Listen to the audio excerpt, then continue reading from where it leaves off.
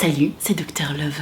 Comment ça va mes enfants? Je suis ravie de te retrouver pour ce Ça veut dire quoi hashtag de Mandanade numéro 45 il me semble, si je sais bien compter. Je ne sais plus comment commencer ces vidéos de façon originale, donc on va faire très vite sur l'introduction, comme ça on va pouvoir très vite passer aux questions. Qu'est-ce que c'est le Ça veut dire quoi hashtag de Mandanade? Je t'explique tout de suite. Je vous ai demandé à toutes et à tous sur Instagram, le logo s'affiche juste ici, de me raconter ton histoire de cœur. Qu'est-ce qui se passe dans ta vie? Pourquoi t'es malheureux? Pourquoi t'es malheureuse? Est-ce que t'as une rupture de laquelle t'arrives pas à te sortir? Est-ce qu'il y a un crush à qui t'arrives pas à parler? Est-ce que tu t'es brouillé avec ta meilleure copine parce que vous êtes toutes les deux à fond sur le même mec? Quel que soit ton problème de cœur, tu peux venir me le raconter sur Instagram en message privé en terminant par hashtag de Mandanade quand je te le demande en story. Parce que oui, il y a un moment précis pour m'envoyer ton histoire. Et donc moi je vais te lire un petit peu tout ça, tout ce qui se passe, et on va essayer ensemble de trouver une solution à ton problème. Par souci de praticité, toutes les questions sont numérotées. Comme ça, si t'as envie de réagir dans les commentaires, si tu veux dire que t'es pas du tout d'accord avec moi parce que je raconte que de la merde, eh bien figure-toi que tu as le droit. Tant que tu restes poli et bienveillant, ça me va. On a évidemment le droit de ne pas être d'accord avec ce que je raconte. Si t'es complètement d'accord, si t'as envie de raconter ton histoire ou quoi que ce soit, tu peux le faire en commentaire, mais précise juste le numéro de la question dont tu parles parce que sinon on ne comprendra rien. Toutes ces informations étant précisées, je pense que nous pouvons désormais commencer ce Ça veut dire quoi hashtag de Mandanade.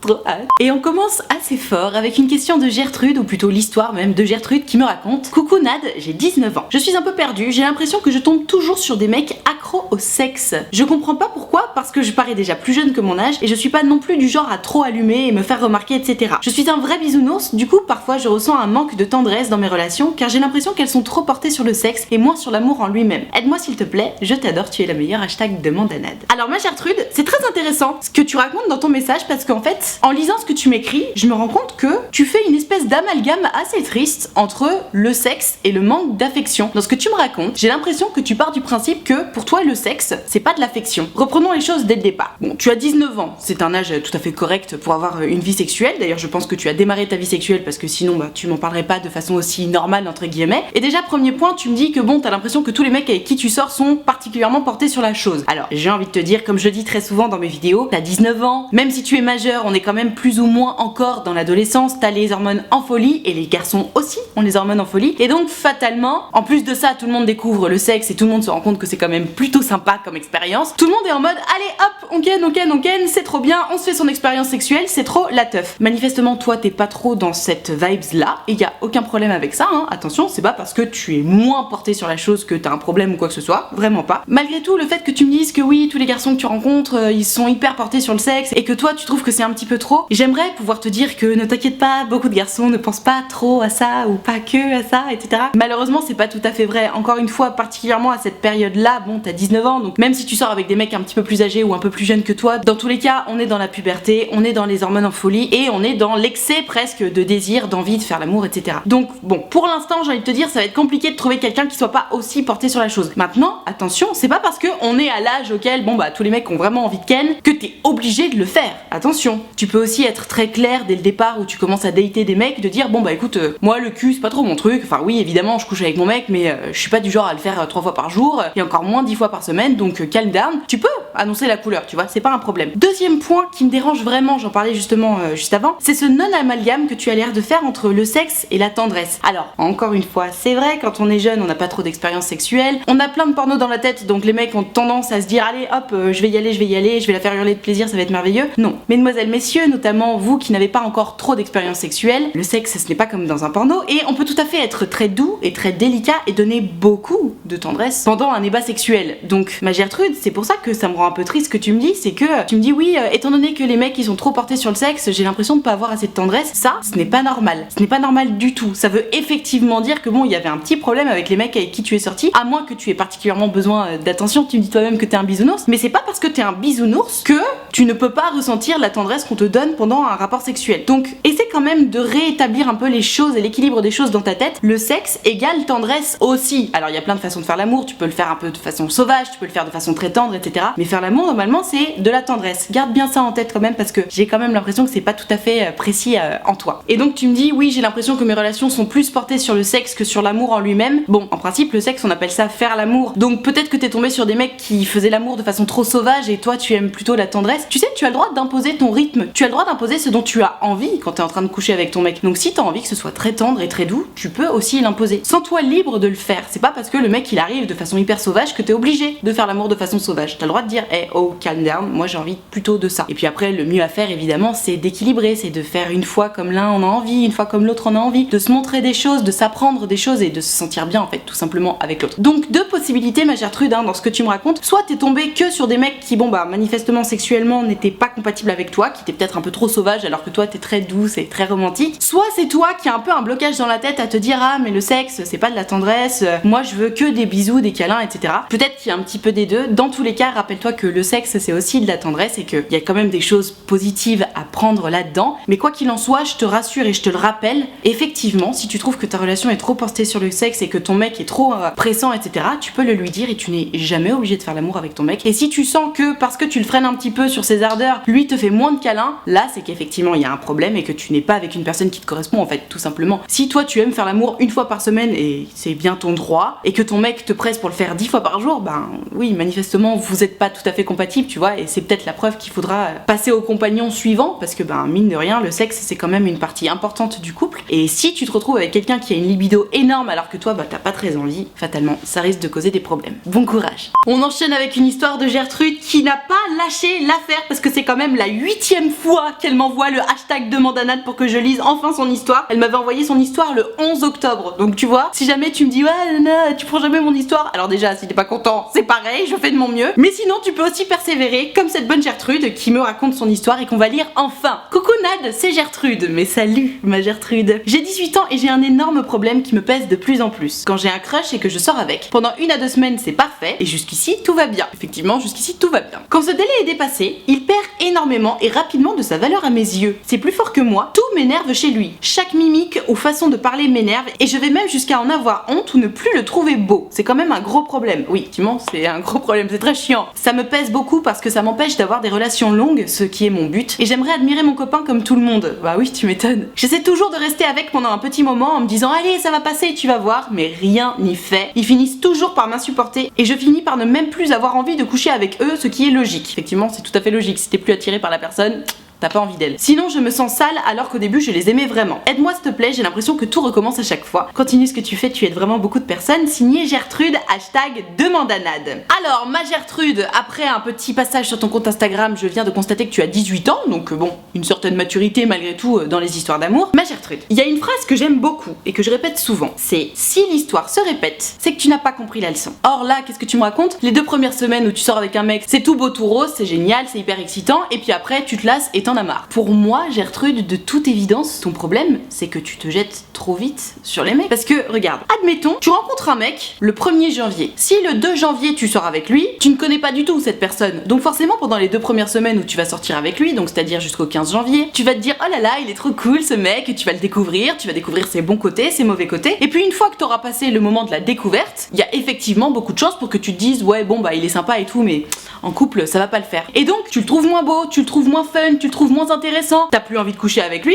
et donc next. Ça, c'est ce qui t'arrive tout le temps. Alors c'est vrai, je manque un tout petit peu d'éléments quand même dans ton histoire parce que tu ne me précises pas si tu te jettes tout de suite sur les mecs que tu viens de rencontrer ou pas. C'est malgré tout l'effet que ça me fait parce que la vérité c'est que à partir du moment où tu sors avec quelqu'un que tu connais à peine, bah t'as toutes les chances de pouvoir être déçu puisque tu ne connais pas cette personne. Donc vous vous donnez une chance parce que vous voyez que vous vous plaisez. Y a pas de problème avec ça, hein. C'est juste que tu apprends à connaître la personne en étant en couple avec elle plutôt que d'apprendre à connaître cette personne là justement sans sortir avec cette personne. Peut-être que toi Gertrude, ce qu'il te faudrait pour passer outre ce problème-là qui est très récurrent chez beaucoup de gens. Le côté je me lasse revient très souvent. Donc ma Gertrude, moi ce que j'ai envie de te demander c'est est-ce que tu as déjà seulement essayé d'apprendre à connaître les mecs avec qui tu veux sortir avant de sortir avec eux? Tu sais, il y a 2 écoles. Il y a l'école Tinder où tu rencontres le mec et puis le soir même potentiellement tu couches avec. Et puis l'école ce mec-là est dans mon cercle de vie, je le croise plus ou moins tous les jours, donc j'ai le temps d'apprendre à le connaître. Et puis d'ailleurs, je préfère apprendre à le connaître parce que si on se met ensemble et puis que ça casse, je vais encore fort croiser cette personne tout le temps. Donc toi, j'ai quand même l'impression que ton expérience vient particulièrement de l'école Tinder. Si on s'intéressait pour ton cas à la deuxième école, ma Gertrude, qu'est-ce que t'en penses? Et si, avant de te mettre en couple avec un mec, tu apprenais vraiment à le connaître? Et si tu les faisais un peu languir, tous ces garçons, peut-être que tu pourrais un peu mieux préciser ton choix. Parce que, encore une fois, tu me dis, ouais, c'est au bout de 2 semaines que je me lasse. 2 semaines, c'est pile le temps qu'il faut pour apprendre à connaître quelqu'un au quotidien, en fait. Donc, si ces 2 semaines-là, au lieu de te mettre tout de suite en couple avec le mec, tu apprenais juste à connaître la personne, c'est-à-dire vous faisiez un petit peu des dates, vous alliez au restaurant, au cinéma, vous voyez, sans vous mettre en couple. Peut-être que toi, déjà, ça te permettrait de sentir si tu ressens toujours du désir pour la personne en face ou pas. Et de facto, ça te permettrait peut-être d'avoir une meilleure impression générale sur la personne dont il s'agit, en fait. Parce que quand tu te mets tout de suite en couple avec la personne, bon bah t'es très occupé à faire bisous bisous, câlin câlin, etc. Et plus si affinité. Alors que bah si t'es pas encore en couple avec la personne, bah il s'agit de discuter en fait. Il s'agit d'échanger ses visions de la vie, ses valeurs, etc. De se rendre compte qui on a en face de soi. Donc pour moi, ma Gertrude, si tu veux arrêter de répéter cette histoire, prends plus de temps avant de te mettre en couple avec les mecs. Attends de les connaître vraiment. Alors je sais que c'est tentant d'avoir un nouveau mec comme ça sous la main et de te dire allez, on va dormir ensemble, ça va être trop bien. Mais peut-être que toi, puisque ton but c'est de te mettre dans une relation longue, il va falloir que tu apprennes mieux à connaître les mecs avec qui tu te mets en couple pour justement derrière être plus sûr de toi quand tu te mets en couple et donc ne pas répéter cette histoire. Maintenant, si tu me dis que t'as déjà fait ça, que genre il y a des mecs tu les connais depuis 3 mois avant de te mettre en couple avec eux et que ça fait aussi ça avec eux, c'est peut-être que t'as un petit problème par rapport à l'attachement ou par rapport à la proximité, auquel cas ça pourrait peut-être être intéressant d'en discuter avec un psy ou avec une psy, parce que si ça te fait ça même en ayant vraiment appris à connaître la personne, ouais, c'est sûr tu dois avoir un blocage quelque part et t'as peut-être besoin de te faire aider là-dessus. Donc n'hésite pas à tester déjà, d'apprendre à vraiment connaître les gens avant de te mettre en couple avec eux, et que ça fonctionne ou pas, n'hésite pas à venir me le raconter par message privé, ça me fera drôlement plaisir. À très vite, ma Gertrude. Ok, petite question qui est très intéressante et qui a tout à voir avec la vidéo que j'ai postée vendredi sur les techniques de drague, enfin plutôt sur comment draguer d'ailleurs. Je te lis ça tout de suite. Ça va être l'application de la leçon que j'ai donnée vendredi. Très intéressant. Yonad, j'ai regardé tes vidéos sur comment aborder sa crush, mais le souci c'est que moi, quand je la regarde dans les yeux, elle ne remarque rien du tout. Premier problème. Pourtant, je me démarque des autres avec mes longs cheveux doux et soyeux. Après, je suis quelqu'un d'assez mystérieux et introverti. Mais du coup, le problème c'est que je la vois beaucoup dans le bus, elle est souvent à côté de moi car il y a de la place nulle part ailleurs. Est-ce que tu as des conseils pour cette situation?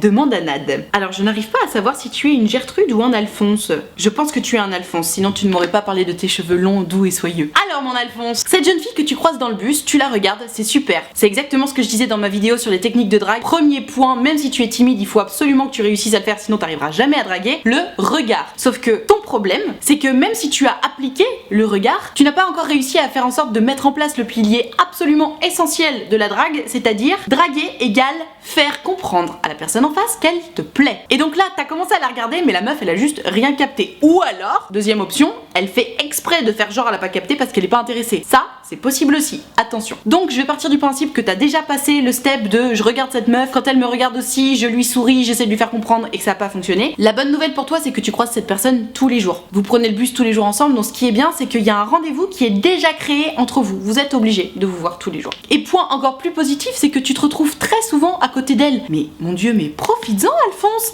Alors je comprends, oui, ok, t'as joué le regard, ça a pas fonctionné, mais si ça fonctionne pas, il faut passer le step suivant, c'est-à-dire taper la causette un petit coup. T'es à côté d'elle. Alors je sais pas si elle va dans le même collège ou lycée que toi, ou même à la fac, j'en sais rien. Je sais pas si elle va au même endroit que toi, mais peut-être que tu pourrais essayer d'engager la conversation. Alors selon l'âge que tu as, je sais, c'est difficile, c'est pas évident. T'as toujours peur que l'autre se dise mais qu'est-ce qu'il ou elle me veut, c'est quoi son problème? Mais il y a un moment, si cette meuf te plaît, il va falloir oser. Et encore une fois, si t'arrives à pas paraître trop lourd, enfin ça va passer, tu vois. Tu sais, pour commencer, t'es pas obligé non plus de lui demander sa date de naissance, où elle vit et combien de frères et sœurs elle a. Tu peux juste poser une question, faire en sorte que le dialogue ait déjà existé ne serait-ce qu'une seule fois entre vous. Par exemple, de la plus simple des manières, et j'en parle dans ma vidéo sur les techniques de drague, je t'invite à aller la voir si ça t'intéresse. Tu t'assois à côté d'elle, puisque c'est souvent à côté d'elle qu'il reste de la place. Tu peux t'asseoir en disant salut, juste salut, en mode bon bah c'est la 1000e fois que je m'assois à côté de toi, maintenant j'ai décidé que j'allais te dire bonjour, salut. Et donc prenons la pire des situations, puisque je sais que c'est ce qui vous fait peur à toutes et à tous, le rejet ou le mauvais accueil, en admettant qu'elle fasse salut, du style qu'est-ce que tu me veux, tu calcules pas,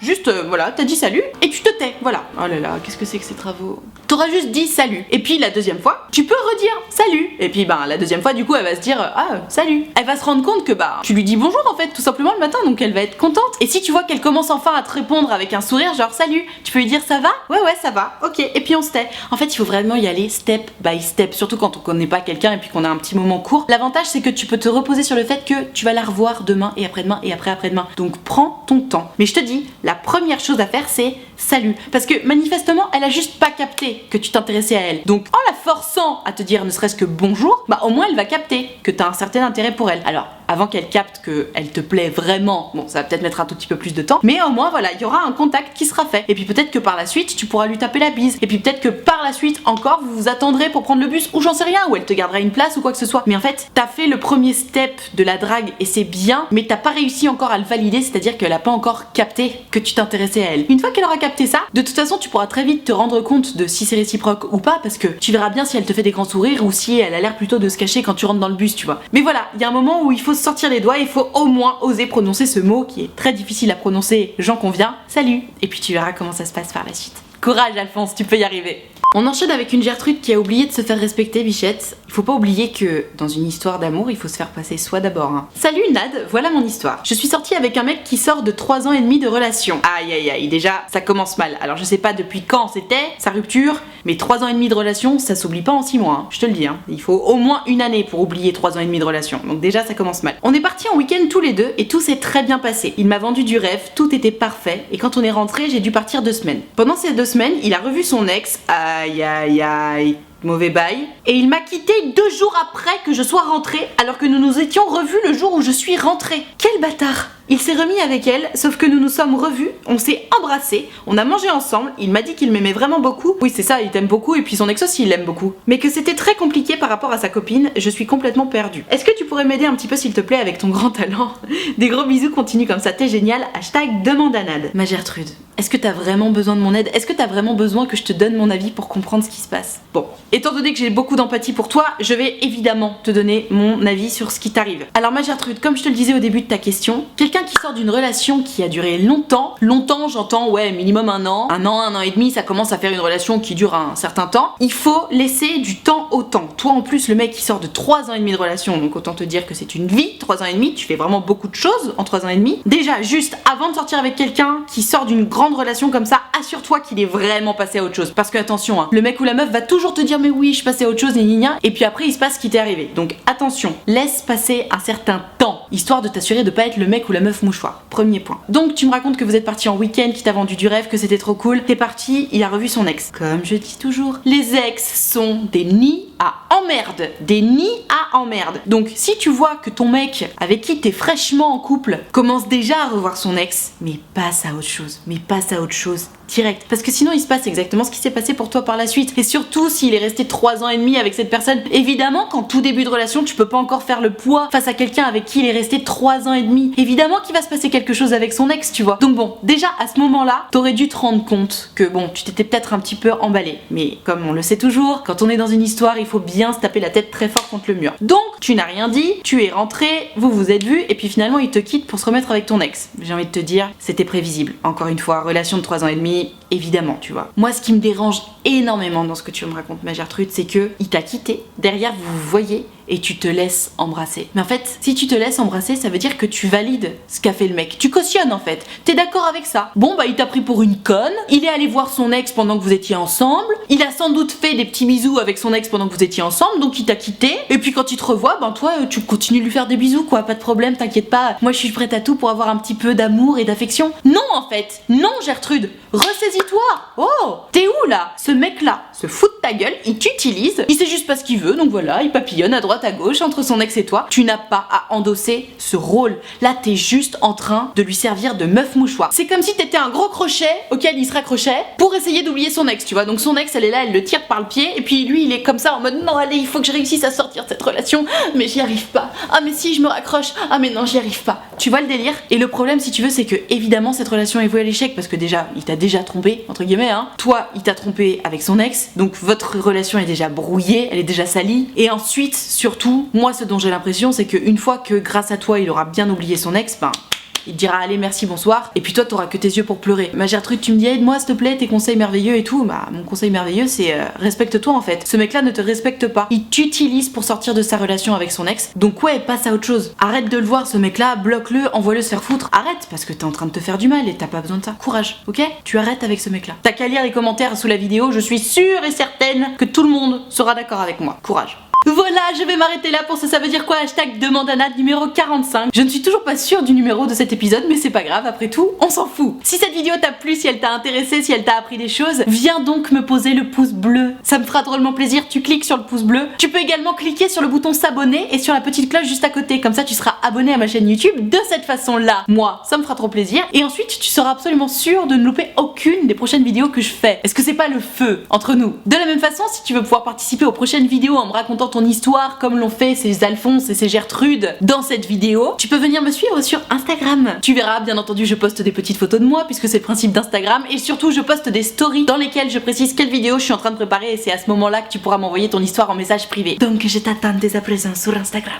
Je profite de la fin de cette vidéo pour te rappeler que mon site utilefutile.fr est ouvert. J'y ai créé une plateforme sur laquelle tu peux prendre rendez-vous avec moi si tu veux me raconter ton histoire juste tous les deux. Si t'as un petit problème de cœur ou une histoire de cœur à me raconter, tu prends rendez-vous sur mon site. Tu peux choisir de prendre un rendez-vous de 20 minutes ou de 45 minutes selon si ton histoire est compliquée ou longue ou pas. Comme ça, on pourra en discuter ensemble. Tu peux choisir de me raconter tout ça à l'écrit ou au téléphone ou en visio, comme tu préfères. Moi, tout me va. Et si jamais ça fait un petit moment que tu te dis oh là là, j'aimerais bien prendre rendez-vous avec Nad, mais j'ose pas, surtout n'aie pas peur, ça se passe très bien, je ne mords personne. Je suis aussi bienveillante en vidéo qu'en rendez-vous, et je te promets que je serai ravie de t'avoir en rendez-vous. Donc je t'attends avec grand plaisir. Je te rappelle également que l'option de souscription payante à ma chaîne YouTube est activée, ce sont les abonnés de diamant. L'idée c'est qu'ils sont là pour me soutenir, donc il y a une petite cotisation de 5 € ou plus si tu le veux et que tu le peux. Et pour remercier mes abonnés de diamant de tout ce soutien, j'ai créé un groupe Facebook dans lequel on peut discuter tous ensemble. Je leur fais des lives Facebook exclusifs rien que pour eux 3 fois par semaine. Il y a une très bonne ambiance sur le groupe, tout le monde discute ensemble, c'est vraiment sympa. Ils sont hyper bienveillants, donc si jamais tu veux venir les rejoindre, surtout n'hésite pas, tu seras forcément bien accueilli, je te le promets. Tout ceci étant dit, merci infiniment d'avoir suivi cette vidéo en entier, et moi en attendant la prochaine vidéo, je te fais des très gros bisous.